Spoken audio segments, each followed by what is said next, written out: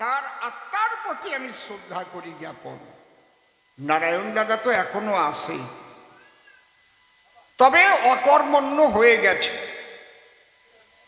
তিনি একজন রকেট কবি ছিলেন, মিথ্যা কথা নয়।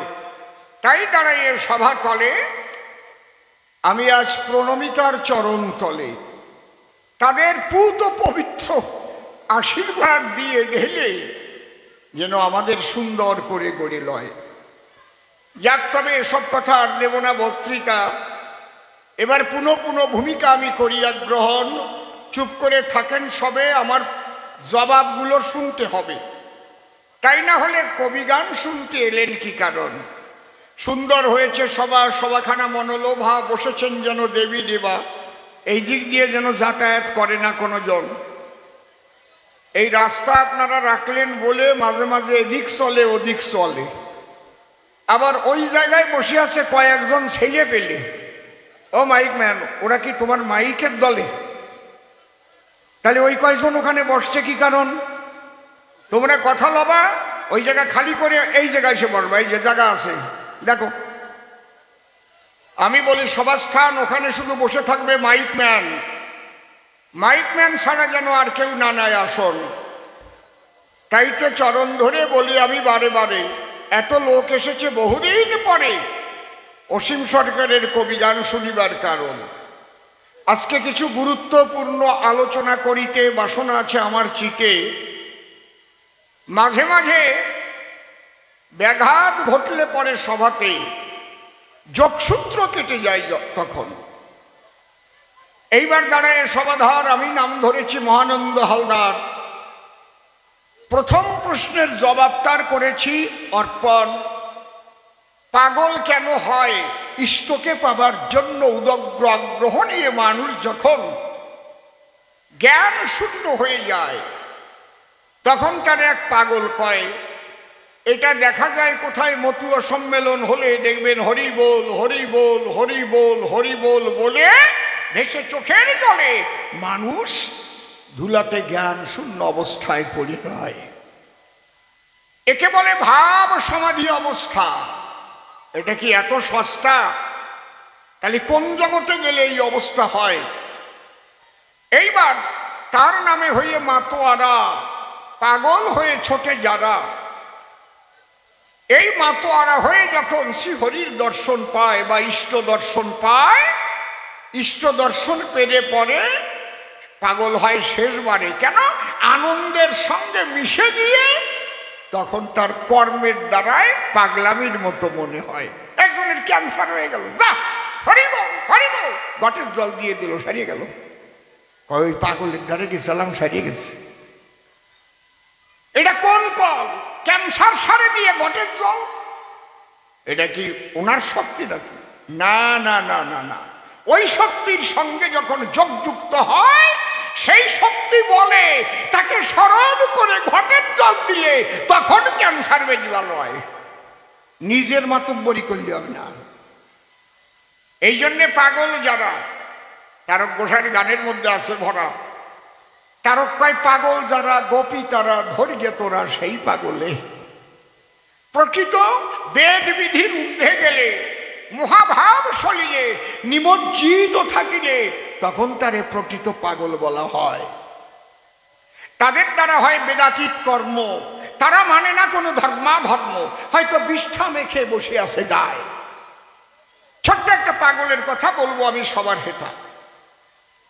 বাবা হরিদয়াময় যখন বাবা উঠে গেল, তার 2-1 বছর পরে গুরুচাঁদ ঠাকুর ভক্তদের নিয়ে একটা সভা করল। গুরুচাঁদ ঠাকুর নিবেদন করলো সবার ঠাই, দেখো কি বলবো তোমাদের কাছে, বাবা একদিন আমাদের দেখাইয়ে গেছে। কি? এই ওরাকান্দি লক্ষ লক্ষ ভক্তরা আসবে, মিলন মেলা হবে।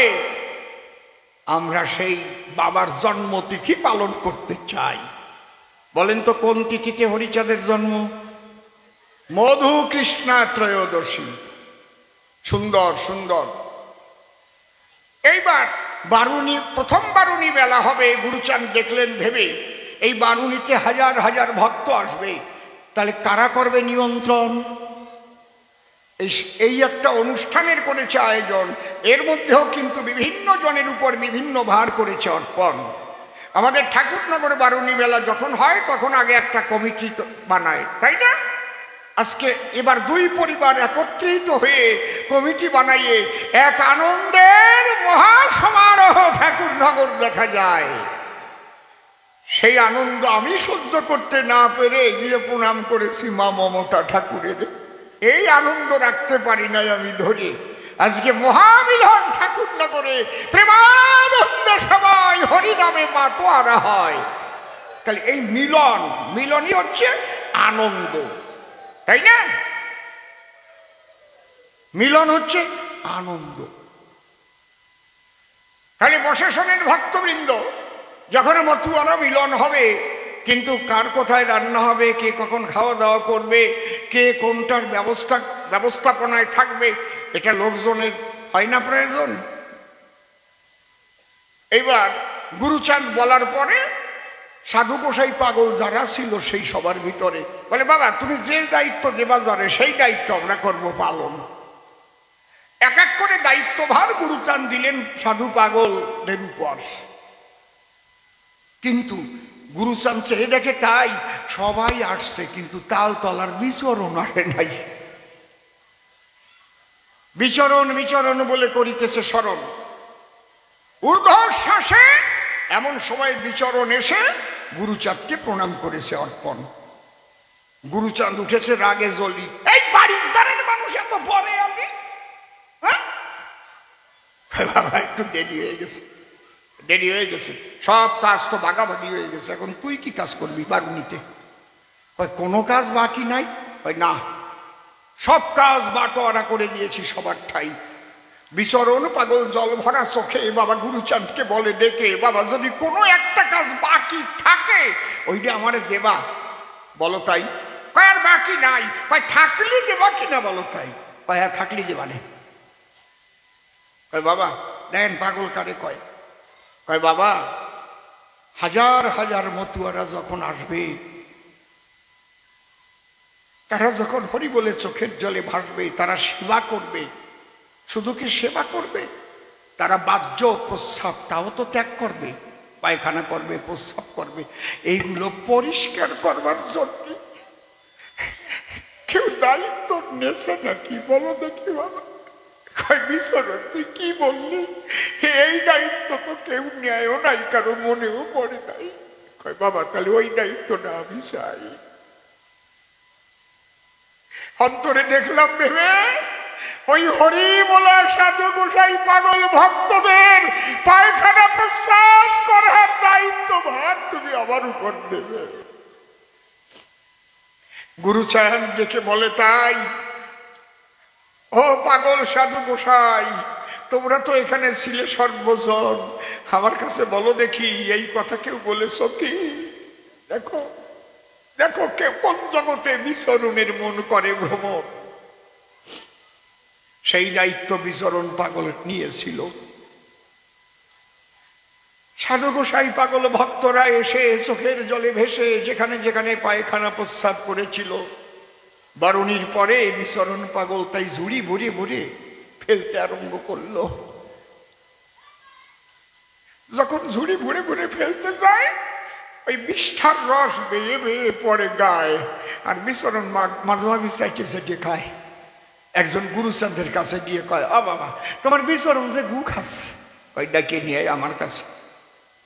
ওই অবস্থায় ডেকে নিয়ে গেছে। গুরুচাঁদ কয়, এই তোর গা ভরা দি সব গু বাইয়ে বেয়ে ভরতিছে, সবাই করছে বিচরণ গু খাচ্ছে। কয় তাই নাকি?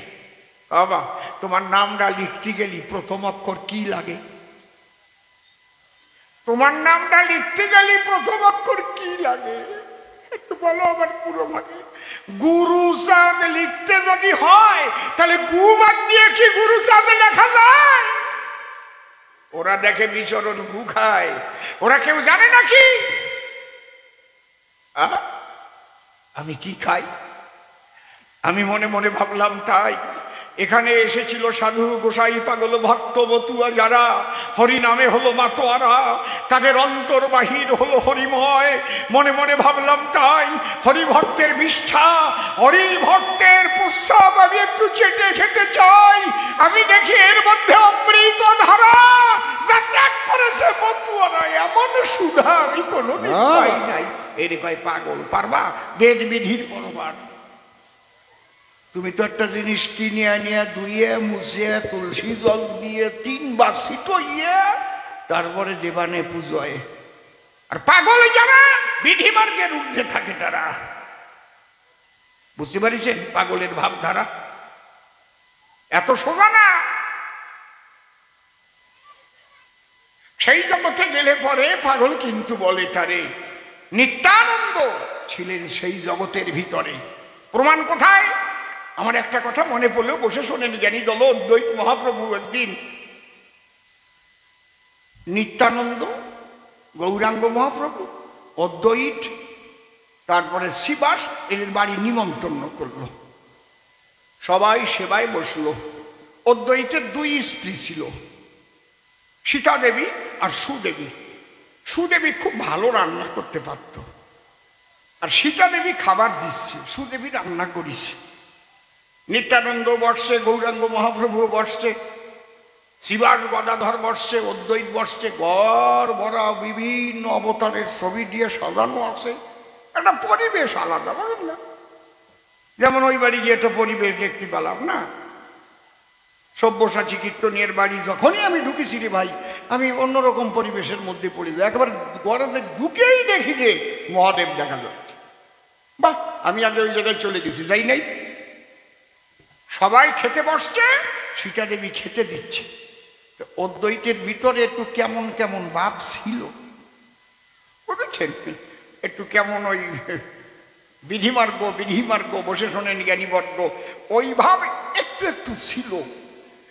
মনে মনে ভাবে নিতাই আজকে তোমার ওই ভাব ছাড়াই দিতে চাই। এইবার সবার যখন খাওয়া দাওয়া অর্ধেক হয়ে গেল, নিত্যানন্দ উঠে গিয়া নিজের থালের খাওয়া ভাত নিয়ে সব থালের মধ্যে মিশাইয়ে দিয়ে ওই এটো ভাত সারা ঘর ভরে ছিটোয় গেছে রে ভাই। অদ্বৈত বলে, নিতাই তুমি কি করলি? সর্বনাশ করলে, ঘরটারে এটো দিয়ে সব ভগবানের গায়ে এটো দিয়ে জাত মাইয়ে। কয় আজকে তোমার জাত মাতৃ আইসি। হরি বল। বেদাতীত জগতে গেলে জাতির গৌরব থাকে নাকি তার কোনো কালে? প্রেমানন্দ হরি বলে তারা চলে যায়। আমি বলি সবার সান্নিধ্যে এই পাগলরা হচ্ছে জাতি কুলের ঊর্ধ্বে। কোন জাতি কুলের গৌরব থাকে না সেই জায়গায়। একটু বুঝতে পারলাম নাকি? এর সাইডে আমি ভালো করি আর পারবো না। নে বোঝো তো বোঝো, না বোঝো মুখ বোঝো। এর সাইডে আমি ভালো আর পারবো না। মাঝে মাঝে কি 2-1টা চুটকি দেব, নয়তো মানুষই ভাববেন যে এই লোকটার আগে রস ছিল, তা বুঝি শুকিয়ে গেল। অন্তরে করুন ধারণা, বান্দর বুড়ো হয়ে গেলেও গাছে ওঠা স্বভাব যায় না। মনে আমার আছে বাবু, মাঝে মাঝে ভালো ভালো কথা কব, তার মধ্যে 2-1টা চুটকি দেবো। এর চাইতে আমি ভালো পাগল তত্ত্ব আর বুঝতে পারবো না। এর চাইতে ভালো আমি পারবো না। একজনের বাড়ি টাউনে, বিয়ে করেছে ডাউনে। তাই নতুন নতুন বিয়ে করে আসছে যখন শ্বশুরের ঘরে, ওই গ্রাম বলে সব শ্বশুর বংশরে মশাই। নিজের শ্বশুর, কাকা শ্বশুর, জ্যাঠা শ্বশুর, মেশে শ্বশুর, পিসিয়ে শ্বশুর, শ্বশুরের শ্বশুর, বুঝেছো? শ্বশুর বংশ ভরা। আর নূতন জামাই যদি পায় সবাই একটু পেট ভরে খাওয়ায়। কি এ বাড়ি সে বাড়ি নিমন্ত্রণ করে নাই, তুমি ও বাড়ি খাইছো তাতে কি? এই বাড়ি দুটো খাতেই হবে, জামাই না খাইলে আর কায়দা নাই। আগে ঠিক কিনা নাকি? এখন তো কত রকমের ব্যবস্থা হয়ে গেছে। কোনো বাড়িতে লিখালে একটু লাল চা দিল, তো পেশাব করলেই চলে যায় ছাতা। কি দিয়ে লাগে যায় তারপরে, এই তুমি উঠে যাচ্ছ কেন? আচ্ছা, আমি ভাবলাম তুমি রাগ করে উঠে যাচ্ছ নাকি। যখন ভালো ভালো খাবার দিয়েছে, এক এক শ্বশুর বাড়ি যাই এক এক রকম খাবার খাইছে। কোনো বাড়ির পাঁঠার মাংস, কোনো বাড়ি দেশি মুরগির মাংস, কোনো বাড়ি কচ্ছপের মাংস, বুঝেছো? সব করেছে ধ্বংস, পাইছে আর খাইছে। মটরের ডাল, মুগির ডাল, তারপরে ছোলার ডাল, যে বাড়ি যা হয়েছে। কিন্তু কোনোটাই অসুবিধা অত না যদি ওই কলার ডাল দিয়ে না খাতো। কলার ডাল হচ্ছে তেল তেলিয়া, যা যা খাবে তাই সব মাখাইয়ে ক্যালকালাইয়ে নিচের দিক নামাই নিয়ে চলে যাবে। আমার না এইসব বাজে কথা ভালো লাগে না, লজ্জা করে কেমন সত্যি মাইরে। তাই বুড়ি কয় কও কও কও, না না দিবানি, মাঝে মাঝে রস না দিয়ে আমি যাবো না, আমি ঠিক পাইছি। এইবার খাওয়া দাওয়া করে বাড়ি যাওয়ার জন্য যাত্রা করে, যাবে তো উঠিছে এক মিনি বাসে, আর পেটের মধ্যে বাডুর বুডুর বাডুর বুডুর বাডুর বুডুর আরম্ভ হয়েছে, গ্যাস হয়ে গেছে। ভাগ্য ভালো গ্যাস নিচের দিক নামিছে, উপরের দিক উঠলে তো হয়ে গেছিল। তাই যেই উঠিছে মিনি বাস আরো অফিস টাইমে চলিতেছে। এখন মাঝে মাঝে যখন ড্রাইভার ব্রেক করতেছে ওই চাপ লাগতেছে, চাপ লাগলে এখন বাতাস, সে তো বেরোবার দরজা আসছে, বেরোইছে। অতগুলো জিনিস খাইছে, কি গন্ধটা হইছে, নাকে কাপড় দিচ্ছে মুখে। গল্প শুনে যদি নাকে কাপড় দেয়, ধন্য আমার গল্প বলা, দাঁড়িয়ে বলি সভা তলা। তার মানে আমি খালি কইছি, তাতে উনি গন্ধ পায়। গৌর হরিবল। এক ভদ্রলোক বলছে, হে কাজটা কেডা করলি, ভালো আসছে না কিন্তু। কেডা রে, নামিয়ে যা, থাকিস না, টেকা যাচ্ছে না, ভালো হচ্ছে না কিন্তু। ও ভাবতেছে ভালো হচ্ছে না যখন, তাহলে একটু চাপিয়ে চুপিয়ে দেই। যখন চেপে ধরেছে, আবার যখন ব্রেক করেছে, আবার পেটে চাপ লেগেছে। এখন ওটা হচ্ছে বলা যায়, একটু হাঁকা পালি তো ফুস করে যায় না, আটকায় রাখা যায়। এইবার বেরোইছে, কিন্তু আগের মতো মোটা শব্দ না, একবারে সরু শব্দ বেরোইছে। কিন্তু সরু হলে কি হবে, গন্ধ আরো মারাত্মক বেরোইছে, সরু হইয়ে নাকে ঢুকেছে। সেই ভদ্রলোক কাছে, কাজটা কেনা করতেছিস, ভালো আছে, ভালো আসছে না কিন্তু, এ কাজ আসছে না। ভাবছে তাহলে আর একটু চেষ্টা করি, ভালো করে দেখি চাপিয়ে ধরি। আবার যখন চেপে ধরেছে, আবার যখন ব্রেক করেছে, এইবার আর সরুও না, এবার একেবারে বুঝিস নাকের তাইও পুড়িয়ে উঠেছে। এইবার ওই লোকটা রাগিয়ে গেছে, বারবার বললাম ভালো হচ্ছে না, ভালো হচ্ছে না। ও এইবার রাগিয়ে গেছে, ওই যে পা দিয়েছে, ভালো হচ্ছে না, আমি 3 বার চেষ্টা করেছি, এর চাইতে আমি ভালো আর পারবো না, তুমি পাঠিয়ে নাও, আমি আর পারবো না, যাও। ও যদি বলে তাই তোমার পাগলের জবাব ভালো হয় নাই, তাই তুমি দিয়ে নাও। হ্যাঁ, তুমি নিজেই পাঠিয়ে নাও গিয়ে, আমি চেষ্টা কম করলাম না, কি বাবা? হ্যাঁ, চুপ করে থাকেন সবে। এবার বাবা গুরুচাঁদের জবাব হবে। হরিলীলামৃত থাকতে গুরুচাঁদ চরিত কেন করা হলো লিখন? প্রশ্ন করেছে ধর্মরাজ সবাই, গুরুচাঁদকে কেন বাবা কয়? আগে শোনো, কয়জন জগতে বাবা হয় সেইটা একটা করনিরূপণ। এইবার হাসির কথা ভুলে যান, কথা কইস না, বসে বর সবাস্থান।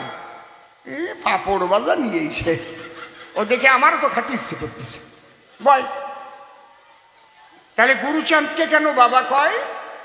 আমি সবাই বলি ডাকি, গুরুচাঁদ চরিত্র কেন লিখি? কোনো ভগবানের ছেলে হলেই যে তার নামে গ্রন্থ লেখা যায় এটা ঠিক নয়। বসে শোনেন আপনারা, কার জীবনধারা কেমন ওইটা নিয়েই কিন্তু কবি গ্রন্থ করে রচন, তাই না? এমন মানুষ যদি জগতে কেউ আবির্ভূত হয় যার দ্বারাই জগতের মানুষের কল্যাণ হয় সুনিশ্চয়, এই জগতে কবি যারা, তার জীবনী লিখে দেয় তারা। কেন? ওই জীবনী অধ্যয়নের দ্বারা ভবিষ্যৎ প্রজন্মের মধ্যে সেই আদর্শ প্রবেশ করায়। মহাজ্ঞানী মহাজন যে পথে করে গমন হয়েছেন প্রাতঃস্মরণীয়, সেই পথ লক্ষ্য করে স্বীয় কীর্তি ধ্বজা ধরে আমরাও হব স্মরণীয় বরণীয়। এটা সংস্কৃতি কি বলছে? যত যত আচরতি শ্রেষ্ঠ স্তত্র দেবে তর জন সযৎ প্রমাণং কুরুতে লোকস্তদনুবর্ততে।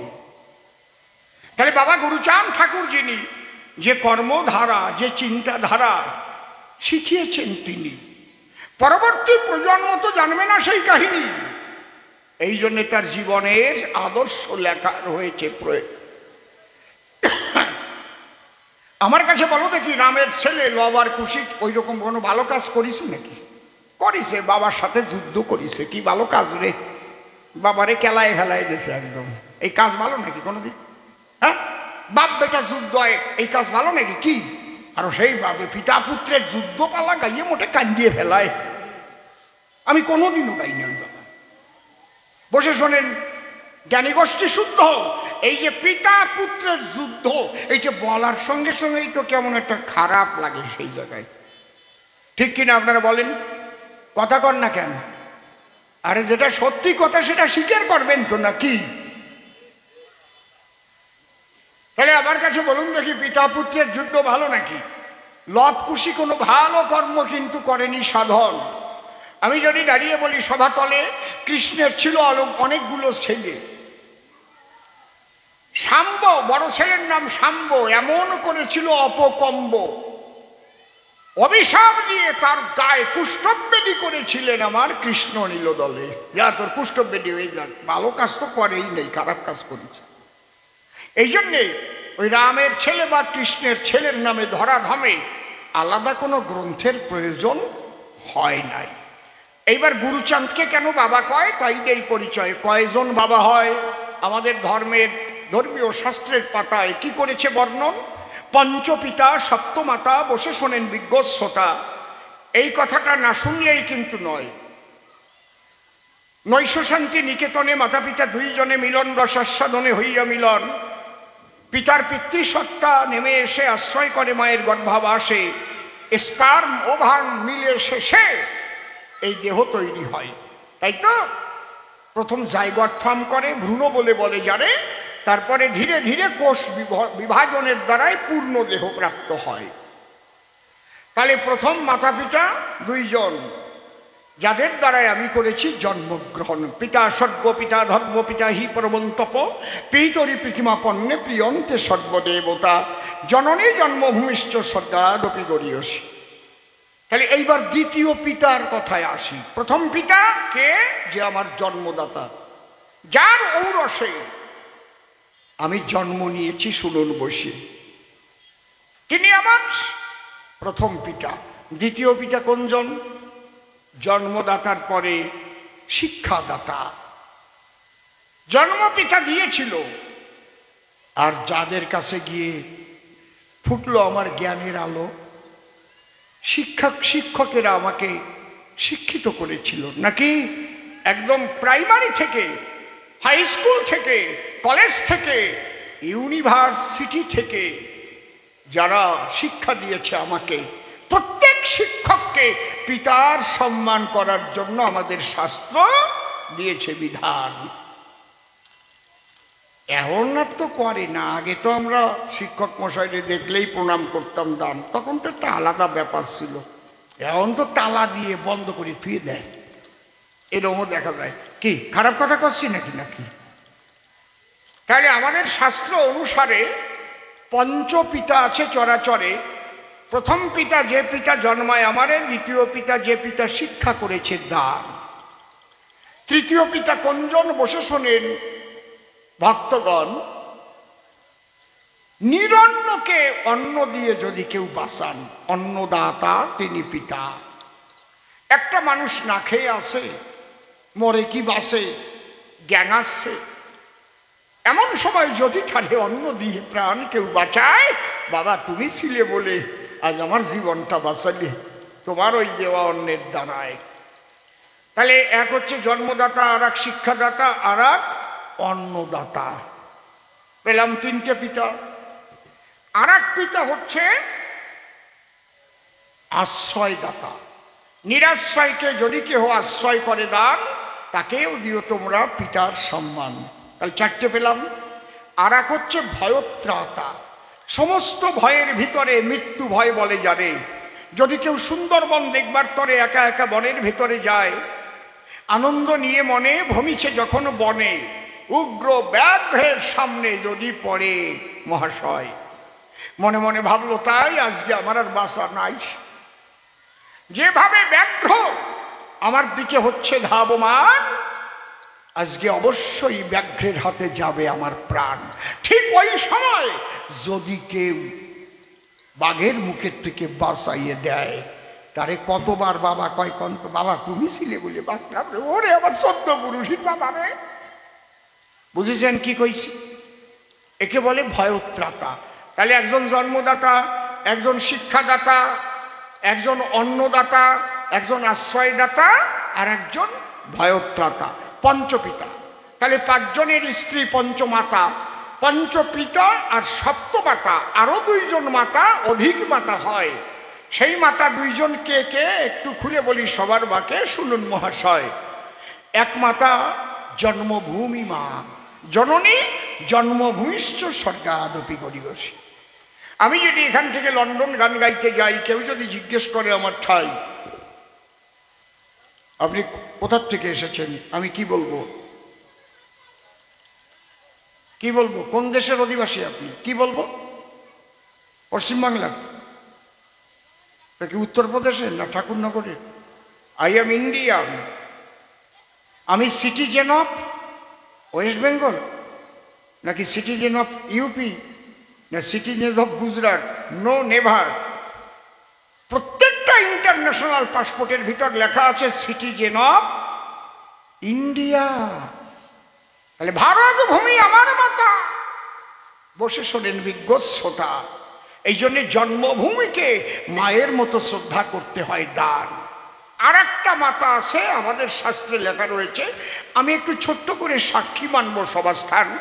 আপনারা কেউ মিথ্যে কথা কবেন না, না জানলি উত্তর দেবেন না, জানলি কবেন। আচ্ছা, আগে আমাদের আগে আরো অনেক আগের কথা বলছে, 30, 40, 50, 60, 100 বছর আগের থেকে যদি কোনো বাড়িতে আমাদের নূতন গাভী বাচ্চা দিত, ফাল্গুন মাসে কি গোয়ালঘরে গোফাগুনা পূজা করত? যদি কেউ জানো সে হাত তোলো। কত কি গরুর পূজা দিত? গাই গরুর পূজা নাকি? সত্যি কথা কও, জোরে কও। এখনো কি তোমরা করো গোফাগুনা পূজা? ফাল্গুন মাসে গোয়াল ঘরে গাভীর পূজা দেয়, গোমাতার পূজা হতো, এই জন্য তাকে গোফাগুনা পূজা বলতো। ঠিক বলছি না বেঠিক বলছি? আমি সাক্ষী বানিয়ে নিলাম আগেরটা, বুঝতে পারছো? এটা শত শত বছর আগে বলি আপনাদের পুরোভাগে আমাদের মধ্যে এই পূজার ছিল প্রচলন। এখনো এই দেশে এসে আমি দেখি না, আমি এই দেশে এসে দেখতে পাই না যে গোফাগুনা পূজা করতেছে এরকম। কদিক কি গুঁড়ো গুঁড়ো করিয়ে গরুর গায়ে কৃষির সাপ দেখো দেই করতে পারো নাকি? কও কও।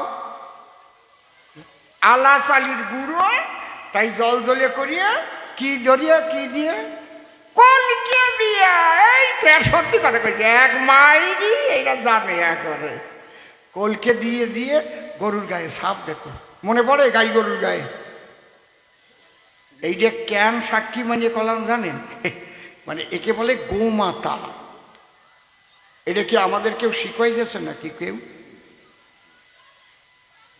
কেউ আমাদের শিখাই দিয়েছে নাকি যে গোমাতার পূজা করো? হাজার হাজার বছর ধরে এই পূজা হতো আমাদের গোয়াল ঘরে। গোফাগুনা পূজা বলে যারে, গোমাতাকে আমরা করিতাম সম্মান। এই জন্যে পঞ্চপিতা সপ্তমাতা শাস্ত্রে দিয়েছে বিধান। এত কথা বললাম কেন? তাহলে শিক্ষা যে দেয় সে যদি পিতার সম্মান পায়, সে কি একটা বই ছাপাইছে, সেই বই দেখে দেখে আমারে লেখাপড়া শিখাইছে, তাই তো?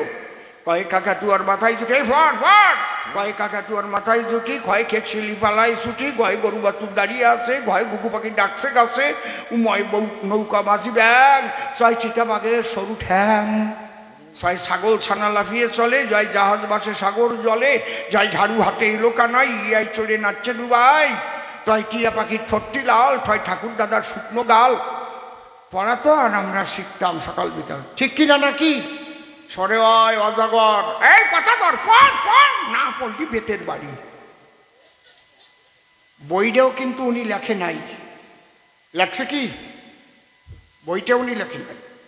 উনি শুধু বই দেখে দেখে পড়াশোনা শিখাইছে আমাকে।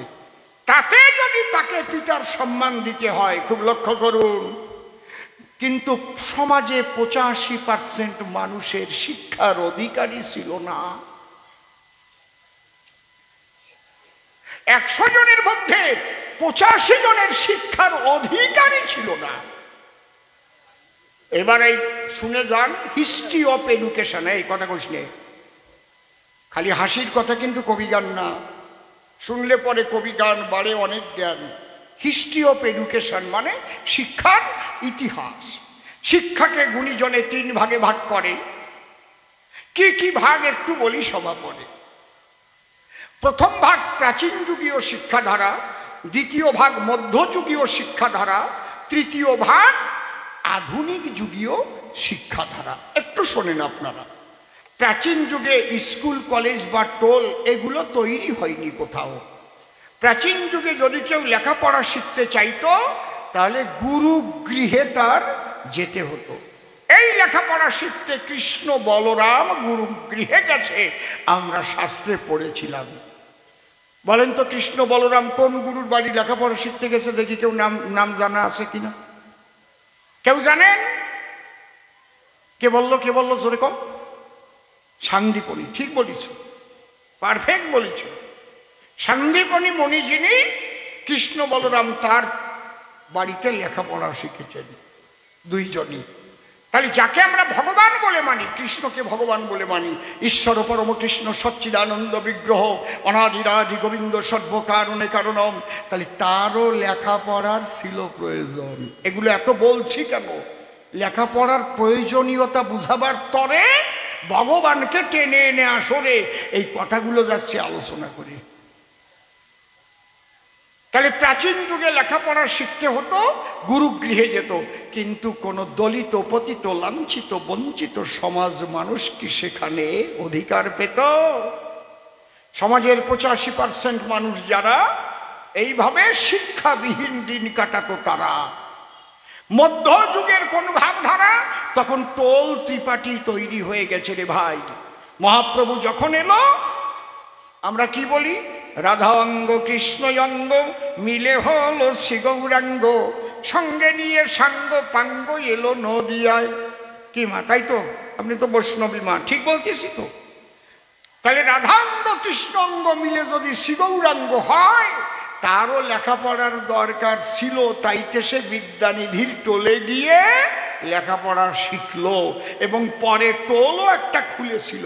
কিন্তু কোনো দলিত, পতিত, লাঞ্ছিত, বঞ্চিত মানুষের অধিকার ছিল না সেখানে। বুঝেছেন ঘটনাটা কি? আমার হরিচাঁদ গুরুচাঁদ যখন জন্ম লয়, কি দেব পরিচয়? হরি নামের দ্বারায় হরিচাঁদ ঠাকুর আভ্যন্তরীণ ময়লা আবর্জনাকে বহির্গত করার জন্য এই মাতাম শিখায়, হরি বল হরি বল। এটা কি হয়? জামা কাপড় ময়লা হলে ধুয়ে লাগাও ইস্ত্রি, ঘর বাড়ি পুরানো হলে তাতে লাগাও মিস্ত্রি। মনের ময়লা যাবে কিসে ভেবেছ কি তাই? একমাত্র হরি নামের প্রেমের বন্যা ছাড়া ওই ময়লা কাটার কায়দা নাই। অনেকে চিন্তা করে ওরা গড়াগড়ি দেয় ধুলার পরে, কান্নাকাটি করে, গলাগলি করে, ধুলা মাখে গায়। আরে উপর দিয়ে ধুলা মাখলেও ভিতরের ময়লা বের হয়ে চলে যায়। যারা হরি বলে কান্নাকাটি করে তারা জানে কি আনন্দ জাগে তার ভিতরে, হৃদয়টা পরিষ্কার হয়ে যায়।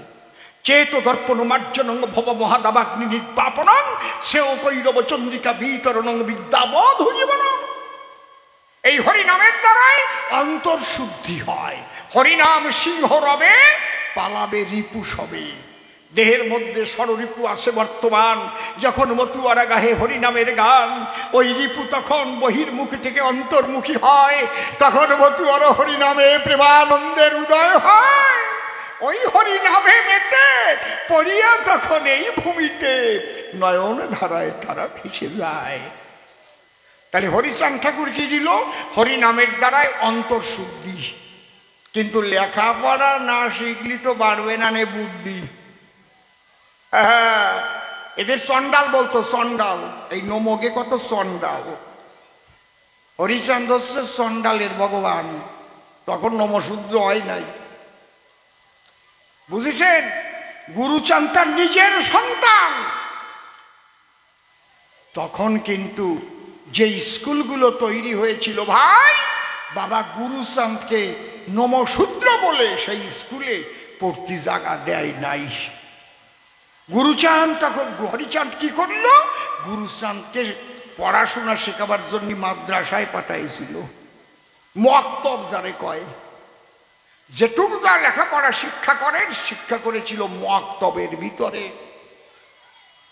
একদম ইতিহাস সাক্ষ্য দিচ্ছে, আমার একটা কথাও মিথ্যা নয়। এই জন্যে হরিচাঁদ ঠাকুর একদিন ডেকে বলে, বাবা গুরুচাঁদ, কি একটা কথা করে যাই বলে, হরি নামের দ্বারাই চোখের ঝলে মতুয়ারা মাতোয়ারা হয়, তুই আমার কথা লবি? এদের লেখাপড়া শিখাবার দায়িত্বটা তুই নিবি। এই জন্য বাবা গুরুচাঁদ করলো শিক্ষার আন্দোলন।